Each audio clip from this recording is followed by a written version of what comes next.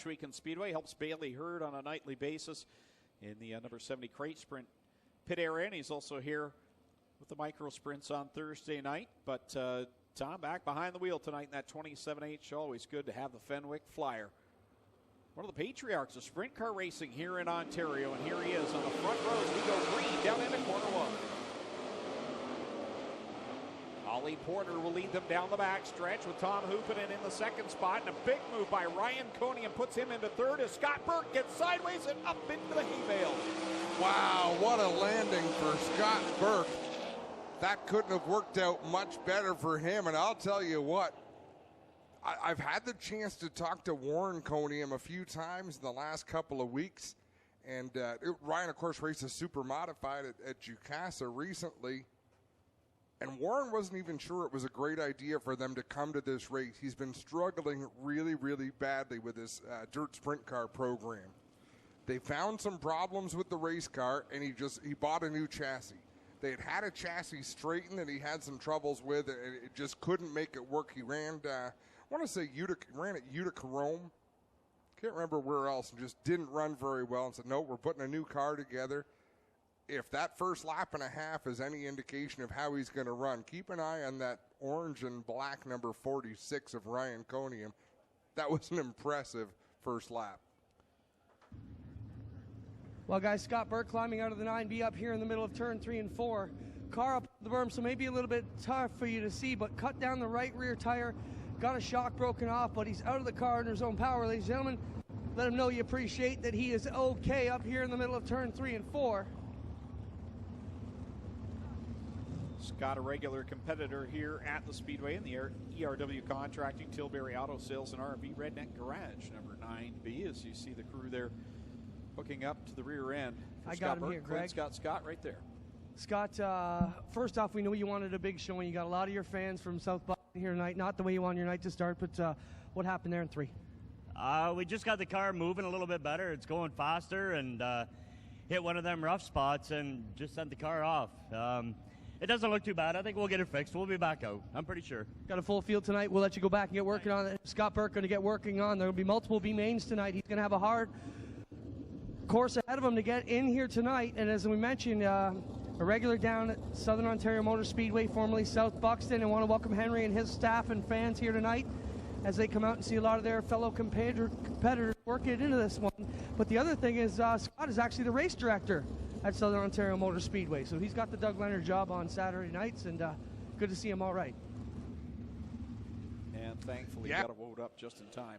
Well, he went off of that banking with a big head of steam, and the trouble is, once you get up on the flat of the racetrack, you don't scrub off a lot of speed up there. Generally, that's what the hay bales are for.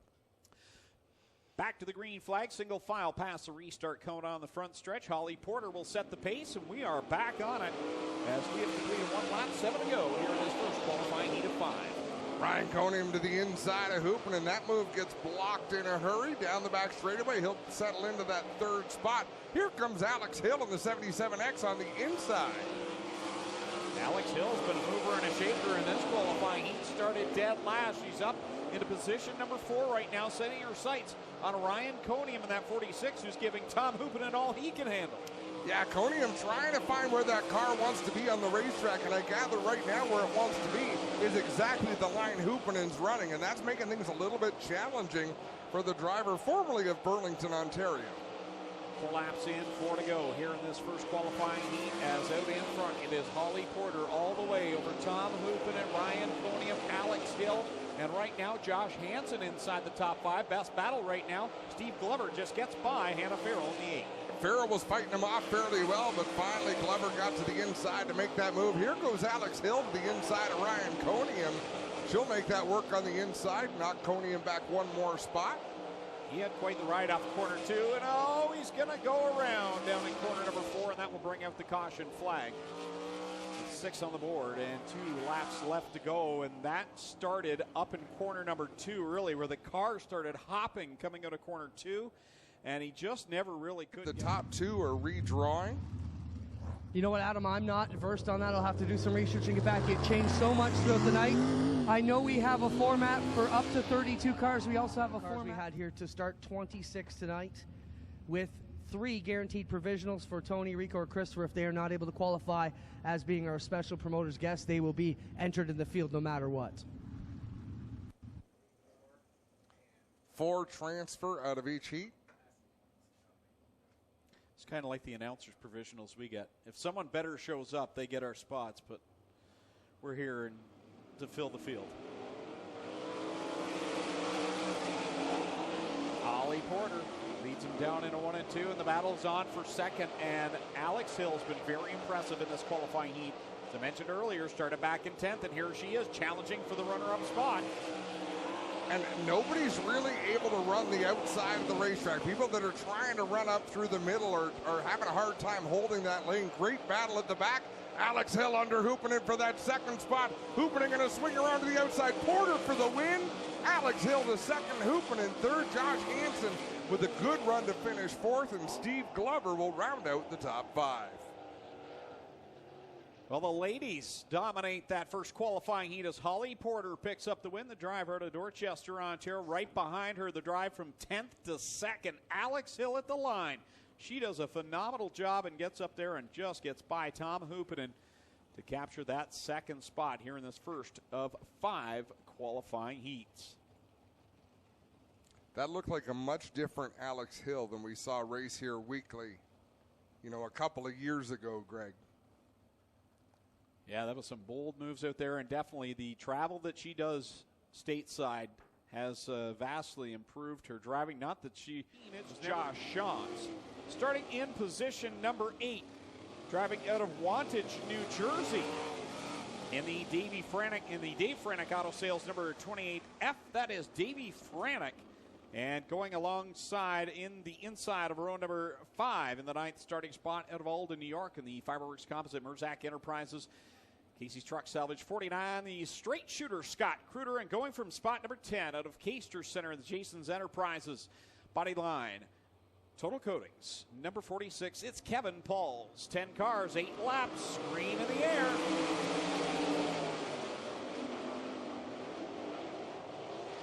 And Christopher Bell wastes no time, gets around Linton Jeffrey. Down into corner number 3, he'll take the top spot, and here comes the fireball. Steve Poirier's got it wound up on the front stretch. Wow, Jacob Dykstra was coming up the track off of 4. Steve Poirier was heading down the racetrack. They almost converged in the middle in what could have been an ugly situation, but Greg, this is a stacked heat. Oh, it is. There is some very big, heavy hitters in this one. Steve Poirier now has worked himself to second. Linton Jeffrey now has kind of calmed himself into that third spot. He's putting a charge back on the fireball. Well, Steve Poirier, he has had great success here at Ohsweken Speedway. You expect him to work his way to the front. Linton Jeffrey, not as much experience here, but he doesn't seem to be having much problem keeping his foot in the throttle around the Big O. Good battle back there for the 4th spot. If you got Davey Franek, who really got high in corner number 4 and gave the spot away to Jacob Dykstra, as now here comes Scott Kruder on his tail tank. That was close to contact between Scott Kruder and Davey Franek as Christopher Bell comes under the line. More than a half straightaway lead for Bell. Down the backstretch goes Christopher Bell, about to put Kevin Pauls a lap down in corner number 3. They'll work it off of 4, and this time by Kyle McKenzie gives the 2 to go signal. 2 more laps as Christopher Bell is having his way with this one. Everything seems to have settled down for the time being, but the car on the move, I believe, still is Scott Kruder in that 49, looking for passing points. Top 8 in passing points are going to redraw for their start position in the feature tonight. Yeah, Scott Kruger came from all the way back in the 9th spot. Here he comes to the inside of Davey Franek down in corner number 1. He'll slip by Franek, set his sights on Dykstra, but now opens the door as Franek will reel him back in. Checkers out. Christopher Bell will pick up the win over Steve Poirier.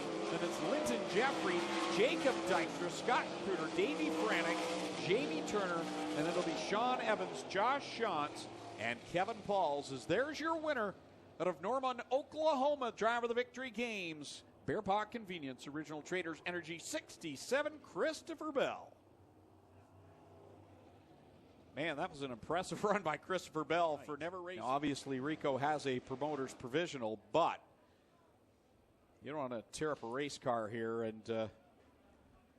Well, and I don't think you want to use a provisional either to get in the show if you're Tony Stewart or Rico Abreu or Christopher Bell. Over the green flag, Kyle McKenzie set to cut him loose. Green is out, and it's a drag race to one. Ryan Turner will lead them down there with Max Stambaugh in tow. Wow, and Rico Abreu almost drove through Steve Lyons. Lyons had to lift for something, and Abreu was right up into his tail tank. Jordan Poirier, one hard up and over. It's Corey Turner up into the fence, into the bales, and the red flag will come out for Corey Turner. That car never settled into turn 3. Like, from the time he first started his turn down into the corner, that car was never settled. And I don't know if we had a camera on it or not, but I was actually watching him because the car didn't look comfortable. We just saw on the video camera, you could see Corey in there moving around. He actually pulled a tear off, and he's just sitting there waiting for the safety crew. So that's a great sign to see that Corey is okay after a very, very violent flip. That front end is mangled and twisted. So hopefully we'll get a chance to have another look at that.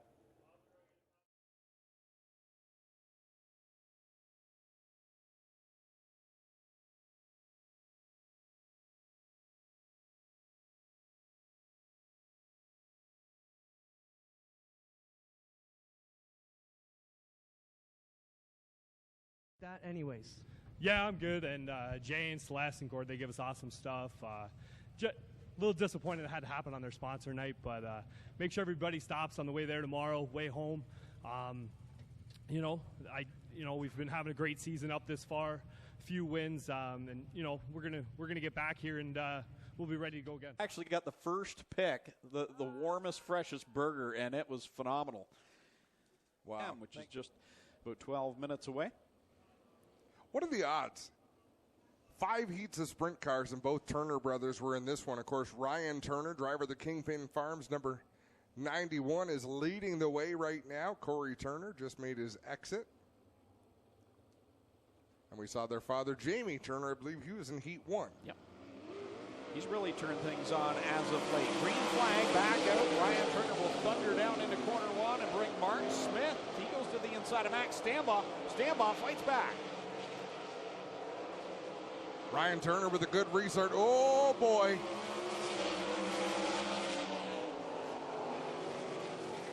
Yellow flag will fly. Jordan Poirier up on the wall. He's got the right rear sneaker hung up there. Now, who made was it Kyle Fraser who helped finish that spin, or was it Rico Abreu?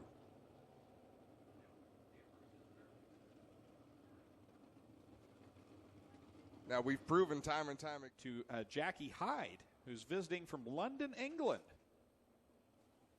So welcome as we get ready to go back to the green flag with Ryan Turner, Mark Smith, and Max Stambaugh, your top 3.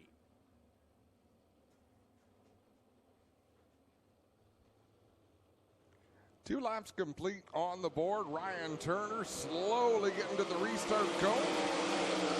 Mashes the throttle and we're off. Mark Smith immediately to the inside, but Ryan Turner does a nice job to hold him off as Dylan Westbrook picks up that 3rd spot. Mark Smith slides it down in corner number 4. He'll lead the lap, and Turner tucked in behind. That is D-Dubs and Max Stambaugh. That's your top 4 with 5 laps left to go here in this qualifying heat. Rico Abreu up into the 5th spot in that blue number 24 as Dylan Westbrook picks off another position halfway through this qualifying heat.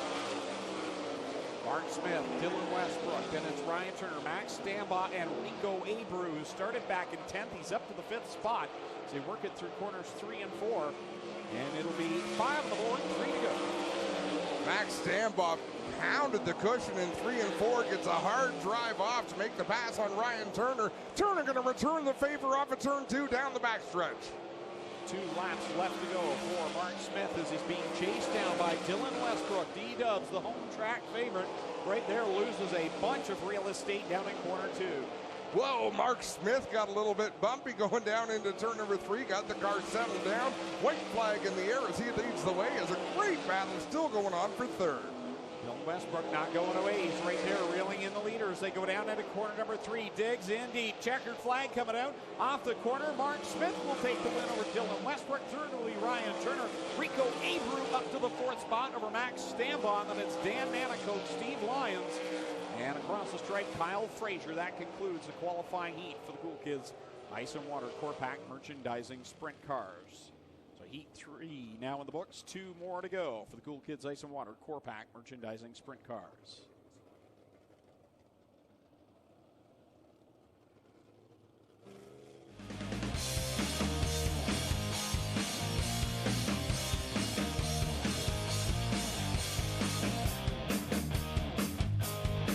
Lights you see on the fence posts, adding to the safety factor for these drivers to be able to see the yellow, the red. Just a beautiful sight here at nighttime. Field rolls down the backstretch.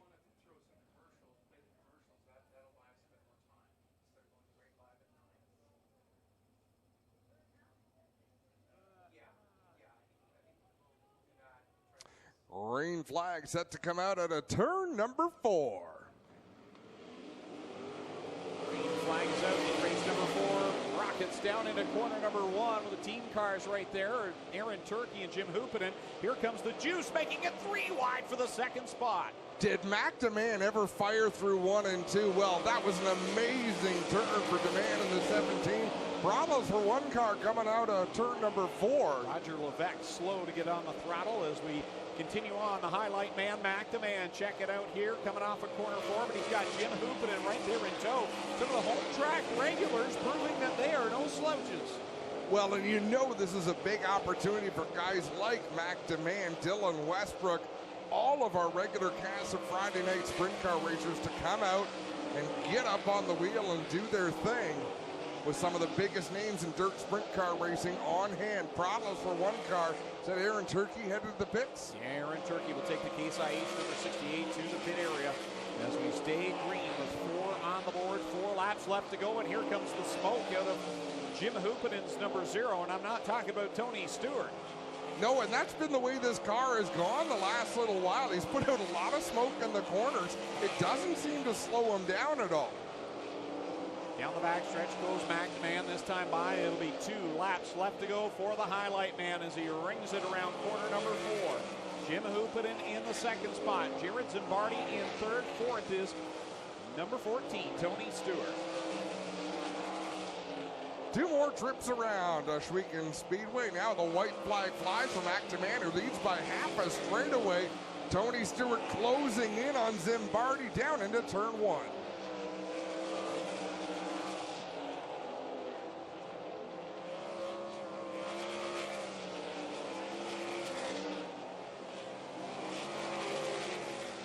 Checkered flag. Mac DeMann over Hoopinen.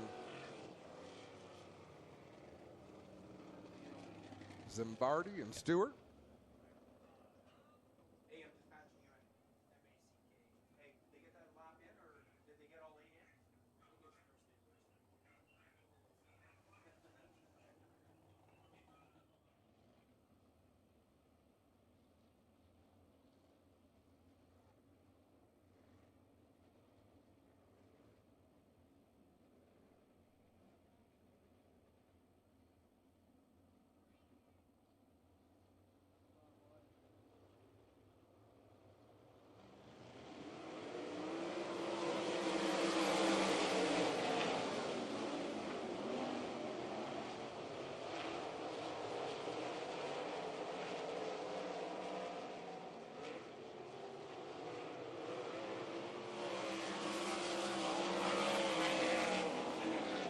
Big one in 3 and 4. That is Caleb Wood getting upside down, a hard landing. Red flag flies, and Greg, we've seen that a few times tonight where a car gets upset heading into 3. And Caleb Wood, of course, just made the jump from crate. They know the driver is comfortable with them doing that. So there'll be communication with the driver first off, and then they quickly devise a plan of what's the best way to deal with the situation. Caleb Wood out of the car under his own power, ladies and gentlemen, and we'll get the car back on to the bottom of it. It was an absolutely gorgeous race car a couple of laps ago. Said he was going to make the jump to 360 and have some fun. I don't think they're having much fun here tonight. Caleb getting his helmet off. We'll try and get a word with him.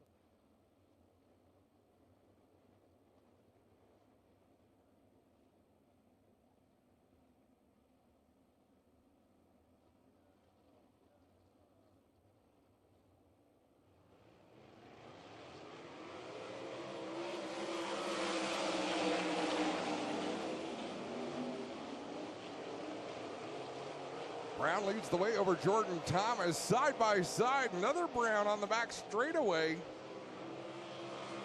He's got a little cozy there on the back stretching Jason Barney and Jake Brown. Clyde Knipp in that 79 machine. So both 79s in this qualifying heat. It's Jordan Thomas up in second. Clyde Knipp in the 5th spot. Mitch Brown giving that CarQuest number 10 a good drive. These are some heavy hitters behind him. He's looking as good as he had all year long, pounding the car down the bottom, going into the corner, slides up towards the cushion on corner exit. A beautiful line for Brown in that number 10, and he's maintaining that lead of 15 to 20 car lengths over Jordan Thomas in second. Jason Barney back in third. Jake Brown fourth, and Clyde Knipp fifth.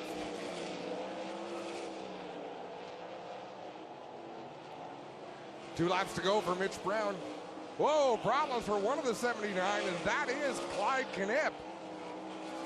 As he comes up lane on the outside of 3 and 4, is he going to be able to keep driving? No, the yellow flag flies.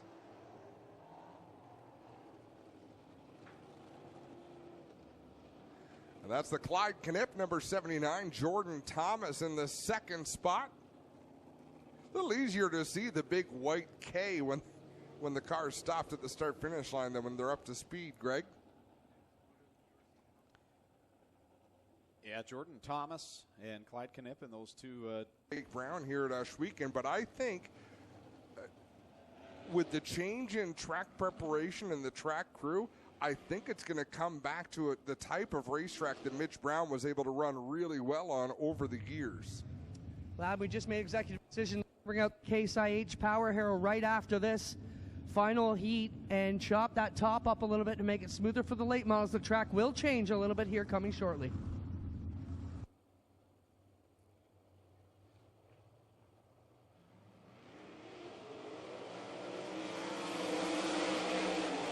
Back into the green flag. Mitch Brown will lead them off of corner number 2 with Jordan Thomas in tow in that second spot. And then racing Jason Barney, who's always a threat in the Northeast, up in that third spot being challenged by Jake Brown. White flag up.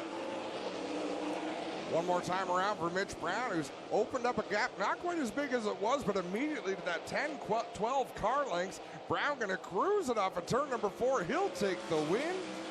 Thomas second, Jason Barney third, Jake Brown fourth. Shane Ross rounds out the top 5.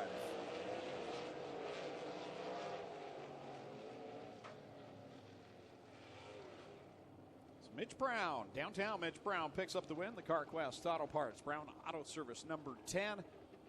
And as you guys talked about, best run of the year so far at Ohsweken, at least for Mitch Brown, as he has been kind of turning up the wick here over the last couple of weeks, has been on the podium and been more of the Mitch Brown we're used to seeing here at Ohsweken Speedway, so good for him. Does Tommy Gooch, who was in the tower with us, remember what award did Davey Franick pick up last year? Was he the hard charger? Hard Charger was one of them, so look for him to be impressive here in this B-Main. Rookie of the Nationals, that was it. In the 28F, he's out of Wantage, New Jersey. I still like what I saw from Ryan Conium on the opening lap earlier on of his heat, so I watch for that black and orange number 46 to be aggressive early. That is a slow pace coming to the green. Don't count out Clyde Knipp back there. He can wheel a sprint car as well, starting deep in this one. As the green flag comes out, here comes the 5D of Shane Ross leading over Davey Franick down into corner number 3. Ross down low going into 3. I thought he was going to slide up the racetrack, but he keeps that low line. He and Franick are pulled away from Dan Nanico. 10 laps will be the distance in these B-Main races, as it's right now Ross and Franick, your top 2. Dan Nanico sitting right there in that third spot. Good, impressive run so far for him in this race. Michael Summers and Clyde Knipp already up to the 5th spot. An aggressive slide job by Knipp on Ryan Conium last time in 3 and 4, but it's going to be tough for anyone to catch this top 2. Out in front, it's Shane Ross and Davey Franick, half a straightaway over Nanico. Shane Ross leads the way in the Dykstra Racing car number 5D.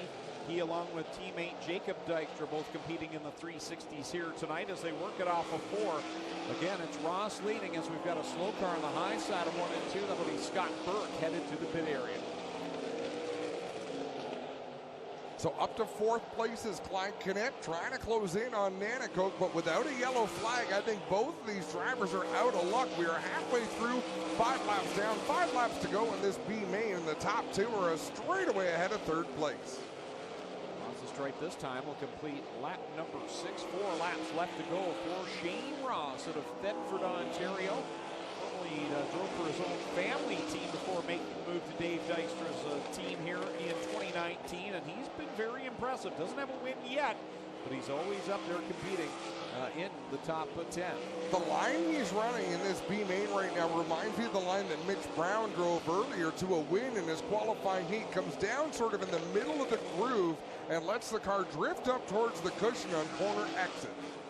2 laps left to go for Shane Ross over Davey Franek. Those two have pulled away from 3rd place Dan Nanticoke, but got to give a call out to Dan Nanticoke, who's run a very good, solid B main in what has been a very tough field of cars. You're absolutely right. He's looking great out there, running in the 3rd spot. Unfortunately, unless something changes, he's going to be 1 spot out of a transfer. Final time through 3 and 4. Franek to the inside of Ross. They'll drag race to the line. Franek with the win. Ross comes home 2nd. Knepp in 3rd. Nanticoke 4th. I'll tell you what, that doesn't happen very often where they come off of corner number 4 and the guy on the bottom doesn't complete a slide job and still gets the win at the line. Great job by Davey Franek to get ahead of Shane Ross at the line. It's a tough drag race to win, isn't it, Greg? 0.026 seconds was the difference back to Shane Ross in 2nd place. He timed it perfectly because Shane had no chance to do anything at that point. All of a sudden, he had the challenger in Davey Franek, who picks up the win, so he and Shane Ross will move on to the A-Main here tonight. 2nd B-Main. Scott Kruder, Mike Thorne on the front row, regulars here on Friday nights. Joe Trenka, we see him for a number of special events each year. We haven't said enough about Hannah Farrell in that number 8, the Hurricane, who is a regular in the crate sprint car division. Good to see her out here in a 360. Under the green flag and the straight shooter, and Mikey Bobby will lead them down the front stretch as Kruder has the advantage. Here comes Trenka down to the inside of Thorne and 1 around up in corner 2. It'll be Kyle Frazier that will bring out the caution flag. We often see 360 spins like that, and the driver keeps on going, but in a B main like this, the stakes are high. Nobody wants to see their night end prematurely. I don't think we'll see a lot of drivers keep the car running. Frazier going to be pushed off again. It didn't look like there'd be any damage from that spin. A pretty innocent 360-degree spin there. Man, look at how that car squats down on its left rear. Low air pressure this early in the heat race. Did you see the flex of that tire? That's the thing with the air pressures in these cars. They really do get a ton of flex in them. And pretty great camera shots we get to see, as always, here at Ohsweken Speedway. We'll try this again next time out of turn 4. Scott Kruder in the 49. Mike Thorne in the 55. Steve Lyons in the B main. I seem to remember, was it the Sprint Car Nationals where he was the top qualified Canadian either last year or the year before? That he was. An accomplished race car driver in many different forms of race car and go-karts. One of the best kart racers you'll ever see. Back at it. Complete restart. Scott Kruder leads him down into corner number 1 with Mike Thorne in tow, and here comes Joe Trenka right back on the bottom. He'll take the 2nd spot this time. Mike Thorne didn't get as good a start this time as he did the first time around, so now it's a battle to get to that 2nd position. Mike Thorne in 3rd, Steve Lyons in 4th. Catching Joe Trenka and passing him could be a tall order. I don't know what was wrong with Trenka in his qualifying heat, but the car just didn't look to be fully up to speed. Yeah, not what we expect from Joe Trenka, the driver out of Clay, New York, who is always a strong runner the Empire Super Sprints. He's right there in that second and final transfer spot. This time it'll be 7 laps to go. I'm also surprised to see Scott Kruger in this B-Main. I think he started in 10th and finished in 5th in his qualifying heat. I thought that would have, well, I guess they only took straight up the top 4 out of those. As we have problems, Hannah Farrell goes around in the number 8 machine. She keeps the car running. Kyle Frazier will head off the track as well, so his night is done in the 0-1 machine. Kruger now approaches the back end of the Hannah Farrell machine as they work across the stripe to complete the halfway point in this one. 5 laps complete and 5 to go. You remember it was about a month ago, Scott Kruger was leading a feature race just like this, came up on a lap car, and the lap car came across the racetrack into his path. It was a vicious flip down the backstretch. He dispenses of Hannah Farrell there quickly. Now Joe Trenka to the inside of Farrell, not allowing Mike Thorne much opportunity to close in. As we said earlier on tonight, just an amazing field of cars in this 360 sprint tonight. Kruger down the backstretch he goes with a good 12 car length advantage right now over Joe Trenka. And a good distance back to Mikey Bobby. Mike Thorne in the 3rd position. 2 laps left to go. And for Mike Thorne, he's going to need someone to have problems here in the top 2. Kruger set sail down into turn 3. A few feet off of the cushion. Very smooth line in that 49 machine. He'll head down to 1 and 2. Same thing, not right up on the edge of the berm, about 2 feet down from it. The spotters in these sprint cars, so they cannot let up. They don't know how far back the other non-transfer cars are, but Kruger will sail to the win. Trenka will come home 2nd. They will make it to tonight's A-Main. Mike Thorne crosses the line in 3rd. 4th is Steve Lyons. 5th at the line, I believe, is going to be... was it Steve Lyons? Steve Lyons 4th, Kevin Pauls 5th, Hannah Farrell 6th, and Kyle Frazier ends up in the 7th spot. So 1 more B-Main to go. Jordan Poirier scheduled to go from the 9th spot was Caleb Wood, but obviously not going to make it out after the crash up in corner 3, and Cole McDonald is also a scratch as well. Final qualifier of the night, then it'll be feature time, Greg Callan. 4 features in total here tonight as we punch the last 2 tickets in the A-Mains here in this 3rd and final B-Main for the Cool Kids Ice and Water Core Pack Merchandising Sprint Cars. What a run from the back of the pack for Sean Evans in that 87, and oh boy, almost lost it in 3 and 4, did a nice job to let the car settle down, and he'll try to get back on the loud pedal and close in, but he has lost a lot of ground. I think he's just happy to have saved that car at this point. He was trucking towards the front, but he could have ruined that car in a hurry. So Sean Evans thankful to gather it up. Meanwhile, at the front, we've got Max Stambaugh into that 2nd and final transfer spot, but they've got Steve Glover right behind him with Jamie Turner there as well. A couple of drivers with a lot of laps under their belt, Steve Glover and Jamie Turner. Different kinds of race cars, but a lot of experience for these two as Turner makes a nice pass for 3rd. Turner had a really, really slow start to 2019, but just in the last 3 weeks has really been strong in that 11 machine. And here he is in that 3rd position trying to catch Max Stambaugh. As Glover really got slow in 2, that'll give a cushion to Turner in 3rd. So Turner in the 3rd spot, but he's about 15 car lengths behind Max Stambaugh as they get through to the halfway point of this B-Main. Denny Peebles out in front in the Tioga Construction number 3.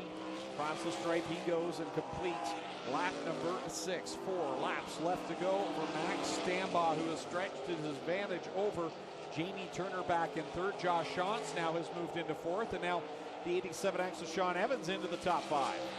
Sean Evans still recovering from that trip off the racetrack earlier on, as Steve Glover just about gets off the track in 3 and 4. 2 laps to go for our race leader, Denny Peebles. Max Stambaugh not really closing the gap on the leader, but the good news for Stambaugh is he has really gapped himself from Jamie Turner back in the 3rd spot. Well, Stambaugh's closing the gap in that 17M. Used to seeing him here at the Canadian Sprint Car Nationals with teammate Jared Horseman. Horseman drives an identical car. And here he goes. Max Stambaugh challenging for the win as they come off of corner 4. Will it happen again in the B-Main? Oh, Denny Peebles shuts the door and gets the win over Max Stambaugh at the line. Josh Shantz takes away 3rd from Jamie Turner. 5th will go to Sean Evans. And across the line in 6th, that is Roger Levesque. So Denny Peebles wins, and Max Stambaugh will join him in the big dance later on tonight.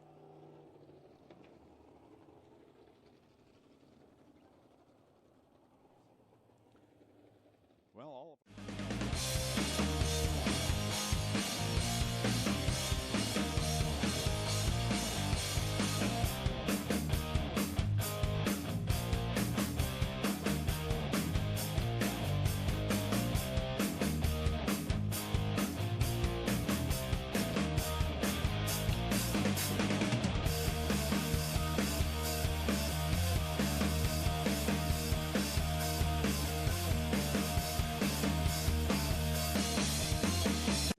Dylan Westbrook on the front row. Rick Scott will bring the Strickland GM Pace truck down into the infield. Kyle McKenzie with double greens in hand. Ladies and gentlemen, you came looking for a show. Well, here you go. Let's end all the anticipation as we bring to you our feature presentation.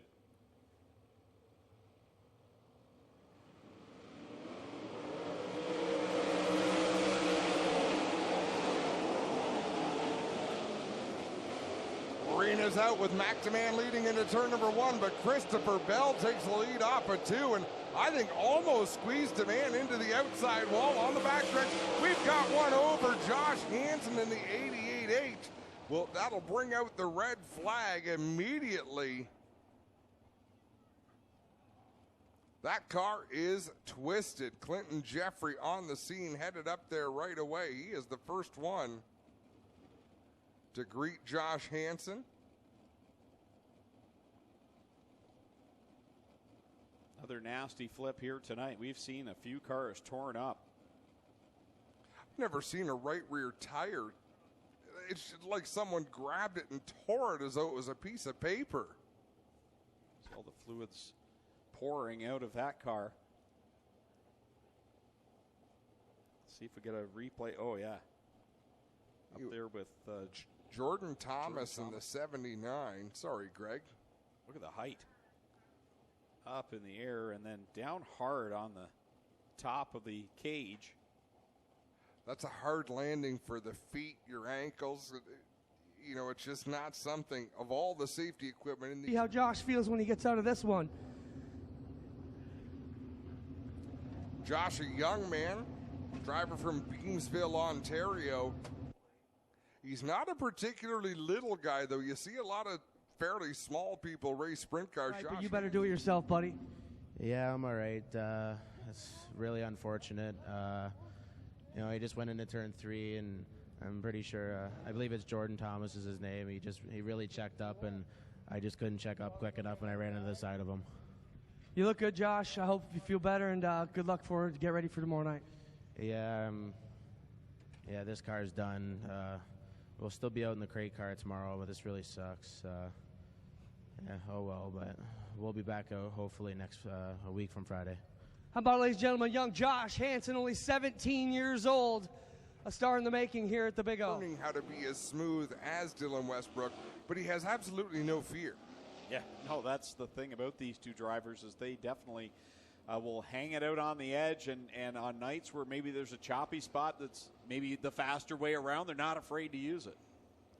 Absolutely true, and we are headed back to green at a snail's pace. McDeman on the inside, Dylan Westbrook on the outside, green flags in the air, we're back underway.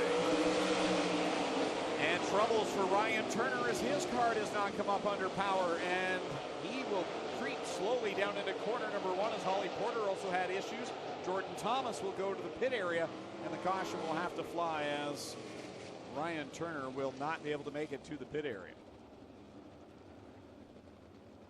This has been a tough one to get rolling. But thankfully, no in turn 3, but there's no race car poking out. Coming to green this time, McDeman once again on the inside in that 17X. Dylan Westbrook up high in the 47X.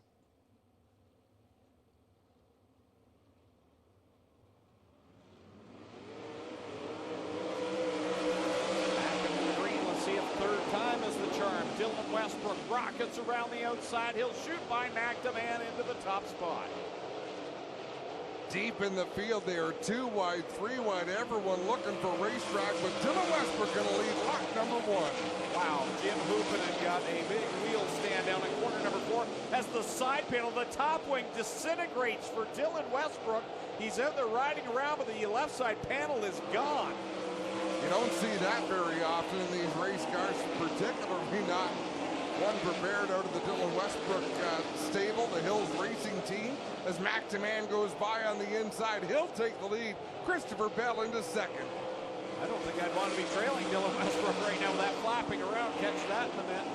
As they come around through 1 and 2, McDeman leads. Christopher Bell in the second spot. Rico Abreu up in third, and Dylan Westbrook still charging hard in fourth. And Dylan Westbrook has not lifted. Watch that race car, the crazy things it is doing.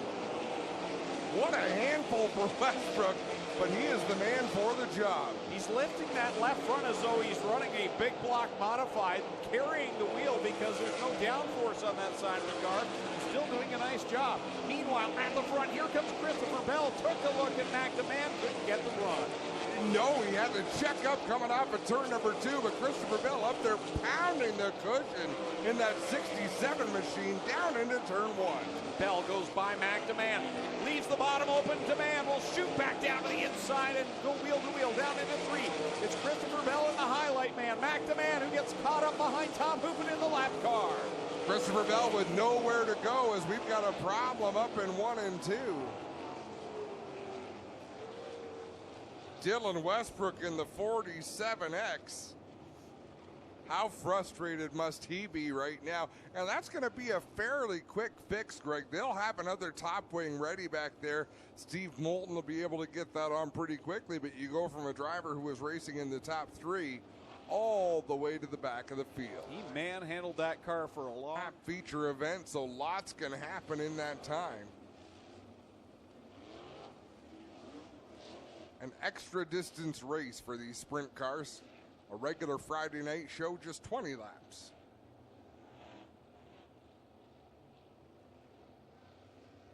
McDeman to set the pace with Christopher Bell and Rico Abreu in tow. Here comes McDeman. He'll lead it down the front stretch into corner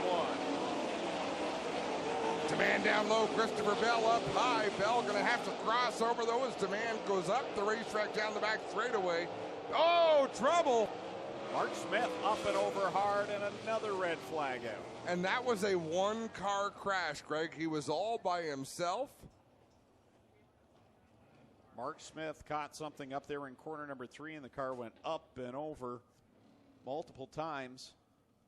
The driver out of Sunbury, Pennsylvania, resting on the left side of that car. Clinton Jeffrey, the safety crew, in there.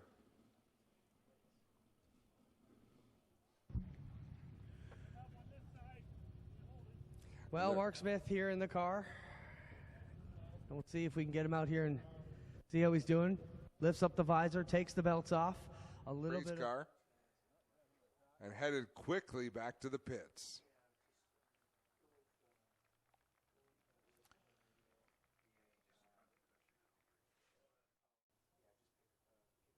So 6 laps.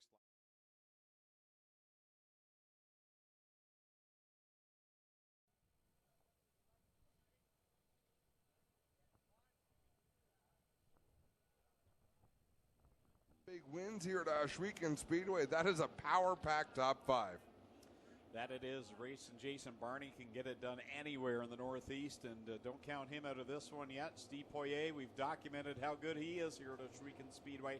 Ready to come back to the green flag. Single file past the cone, back on the hammer, and the highlight man back to man leads him into 1.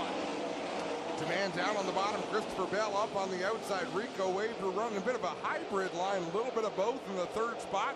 There's still 1, 2, 3 in that order as they come off of turn 4. McDeman leads the lap.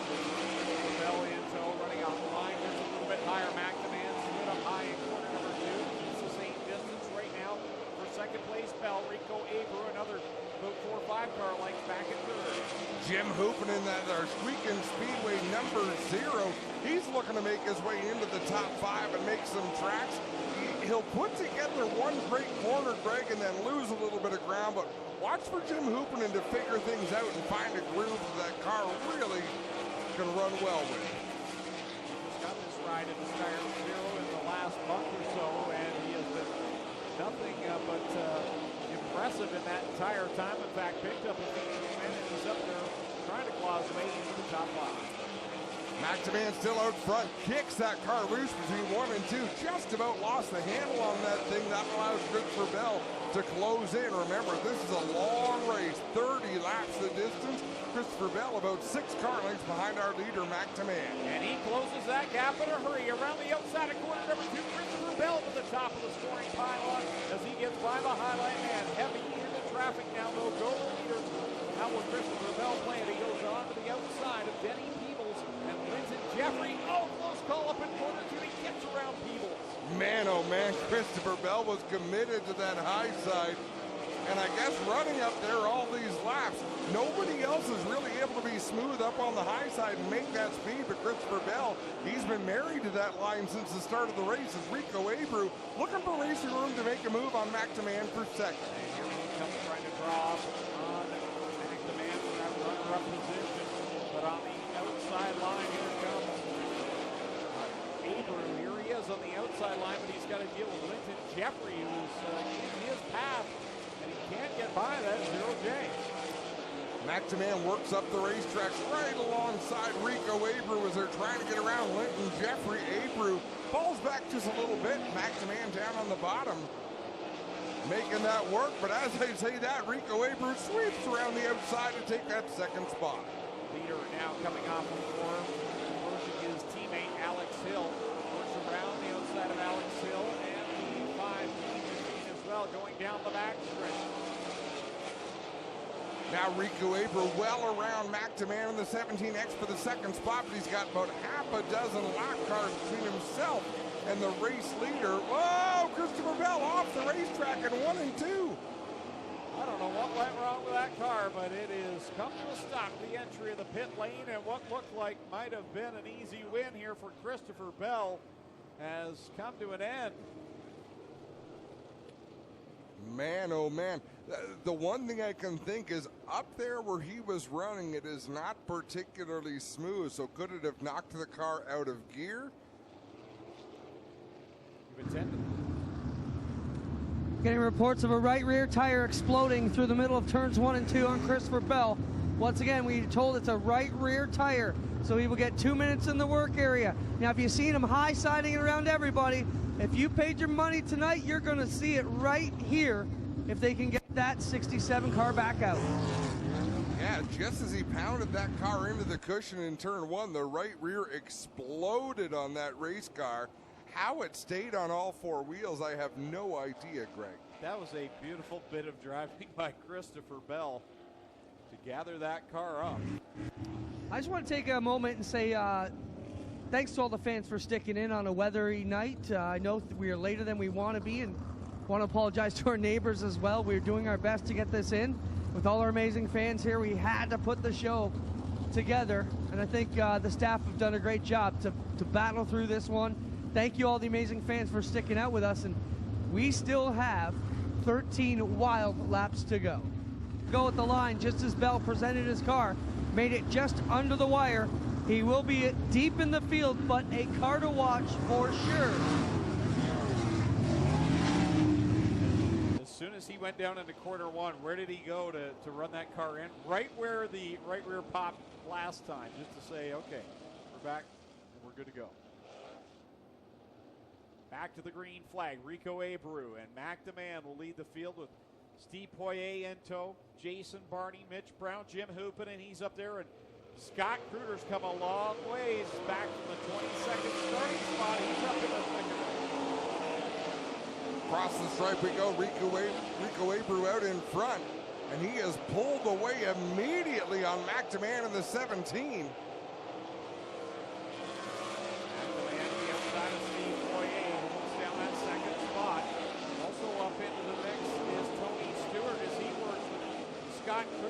outside of him down the backstretch. And McDeman running a groove that, especially in 1 and 2, just doesn't seem to be working anymore, going down to the bottom, and that car really kicking out. Now he's going to run a little bit higher on the racetrack. The car seems to like it through the middle of the turn. Out in front, Rico Abreu checking out on this field. Impressive run for him with 10 laps left to go. With Steve Foyer, McDeman, Jason Barney, Mitch Brown, Jim Hoopin, and working to the outside of Brown for fifth. But here comes Tony Stewart reeling in the top 5. Yeah, Tony Stewart in that 14. Things seem to be going his way right now. He'll work to the inside of Hoopin, and a little bit of contact there through turn 4. Bell trying to work his way through the field. He sits in the 13th position right now, working on Davey Frannick. He'll look down low on him down the backstretch. Jason Barney had a problem in the middle of 3 and 4. I thought he was going to slow on the racetrack, but he got his foot back into the throttle, able to get back up to speed. And at the front, Rico Abreu dealing with heavy lap traffic. Leads him down into corner number 1. Denny Peebles right in front of him. Bunch of lap traffic just in front of the leader is Poirier trying to close the gap. McDeman still right there behind Poirier. And how about Tony Stewart? He's up to 5th. Oh, got pinched out of a move for the 4th spot. Jason Barney got to the line that Tony Stewart had a big head of steam, and Stewart had to check up there at the front. Rico Abreu in heavy traffic, trying to figure out a way around his people, just about loops it right in front of him. Abreu across the track with 5 laps left to go. He worked to the inside of Denny Peebles as Steve Poirier has closed the gap. The fireball is coming. He knows Ohsweken Speedway like the back of his hand. A 3-time Canadian Sprintcar Nationals winner, looking for a Northern Summer Nationals win here tonight. 4 laps to go right now as Jake Brown slides up the track right in front of Rico Abreu. Abreu threads the needle. Beautiful move by Rico Abreu. Now Steve Poirier will need to do the exact same thing to catch the leader. Across the stripe they go now with 3 laps left to go for Rico Abreu, Steve Poirier, and McDeman.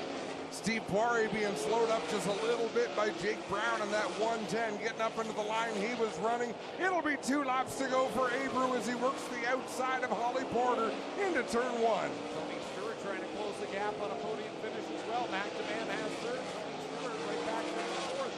He has a lap car between he and McDeman. White flag flies for Rico Abreu. He's got a couple of lap cars ahead of him and half a straightaway back to Steve Poirier.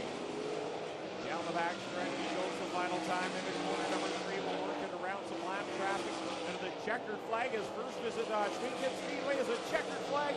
Rico Abreu will win night number 1 of the Northern Summer Nationals.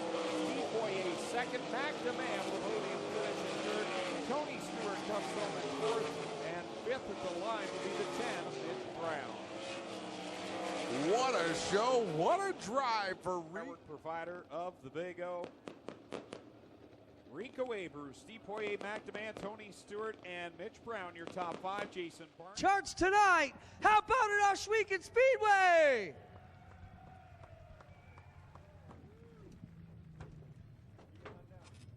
You are, man. What does it mean to be a winner at Ohsweken Speedway?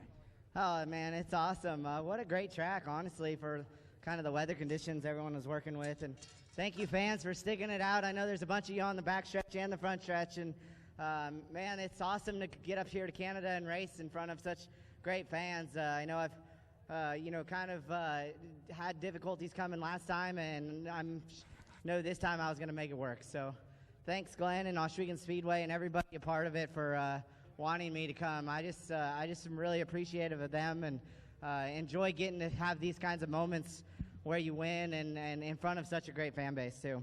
Rico, you told me earlier that you thought the track was a little bit bigger. It's smaller in person than you thought, but man, you were using all of it right up to that fence. Almost put it in Glenn's front yard once tonight. Yeah, you got to use the whole track, and that's what it takes to win these races. I knew Christopher had a tire going down. I kind of let him know before that first caution, and I knew he was going to go like hell until it blew. And you get running above the cushion, and there might be some debris or something up there that could cut it or puncture it, and then it gets low and it gets hot, and then it just starts to come apart. So it was a good race. I knew he kind of set a touring pace, and I got to second. I felt like I was getting ready to just get to the halfway point before I really, really started pushing it, and just wanted to pick and choose how I got through traffic that early in the race. And I knew, my car was good enough to be good at the end, and I just had to not make any mistakes. And I felt like my guys did a phenomenal job just making the right decisions to put us in this position. Thanks a lot, Rico. Good luck here tomorrow. We'll get Tony in from Mr. Transmission with the big trophy. How about it for Rico Abreu, ladies and gentlemen? We'll get over here and talk to second and third now. In just a moment, guys, get ready. We'll be right back with second and third. Rico is truly happy to be here at Shweken Speedway. Obviously, it helps when you get to victory lane, but he wanted to get here. He found his way down on the pad there, Adam. A great night for Rico Abreu. You were close tonight, Steve. You needed about 5 more laps or maybe a yellow to run down Rico. Talk about your night for us. First, I was more trying to survive with that thick cushion. Said, oh, take it easy. Remember 2 years ago, it ended bad for me here. But I was keeping with them. Then a couple of cars in front of me dropped. Said, shit, I could race at the front. I was waiting maybe for a lap car, a good opportunity. It didn't came up, but it was cool at least running at the front with Rico. Steve, we know you're not feeling well. We appreciate you coming up to race here tonight. Yeah, it was a lot of fun. Thanks for always a lot of fans supporting me here. So that's always a pleasure coming in. Great job. Steve Poirier in second. Over here, Mac DeMan in third. Mac, you've been having a heck of a season, racing with 2 of the best here. You got to feel good about your program. Yeah, I mean, it's only my second year in 360, so to be chasing Christopher, Rico, and then get passed by Steve, these guys are like guys that I've watched from the scissor lift in turn 3. So just to be up here with them is an honor, and to see Steve pass me, I went, I gotta start running the Poirier line, And we started to catch Rico, and just a blast of a race. The track was kind of racy. Cushion could have got beat down a bit, but the track did a great job for what they were given today with the weather, and I can't thank them enough for giving us a good surface.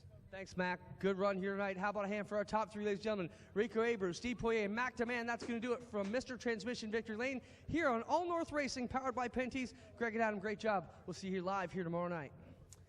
Thank you very much, Clinton. I'll tell you what, Mac DeMan, I think if he keeps this up, there's going to be some youngster down in Victory Lane someday that's going to say, I can't believe I just got passed by Mac DeMan.